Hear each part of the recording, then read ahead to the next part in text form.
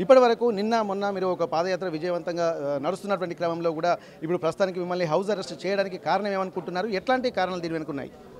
కడియం శ్రేణి నిరంకుశ పాలనకు పరాకాష్ట ఇది. తప్పకుండా కడియం శ్రేణి ఎమ్మెల్యే పదవికి రాజీనామా చేసే వరకు, ఎందుకంటే మిగతా 8 మంది స్పీకర్కు వివరణ ఇచ్చిండ్రు.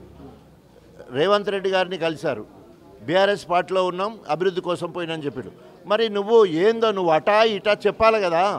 ఎందుకు ఈరోజు మాకు ఇంత కోపము, ఆక్రోశము, బాధ అంటే మేము కష్టపడి గెలిపించినాం, మా శ్రేణులు కష్టపడి, బీఆర్ఎస్ శ్రేణులు కష్టపడి నేను గెలిపించుకున్నాం. కేసీఆర్ గారు బీఫామ్ ఇచ్చిండు, ప్రచారానికి వచ్చిండు, పైసలు ఇచ్చిండు, పార్టీ ఫండ్.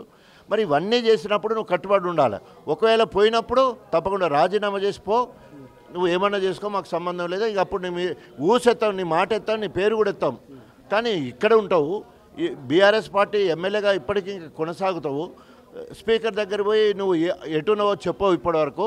కాబట్టి తప్పకుండా విమర్శలు, స్పీడ్ పెంచవలసిన ఆక్రోశాన్ని వెలుబుచ్చే పరిస్థితులలో తెలంగాణ యాసలో, వరంగల్ భాషలో తప్పకుండా మాట్లాడినాం, ఇంకా కూడా మాట్లాడుతూనే ఉంటాం. రాజీనామా చేసే వరకు మాట్లాడుతూనే ఉంటాం.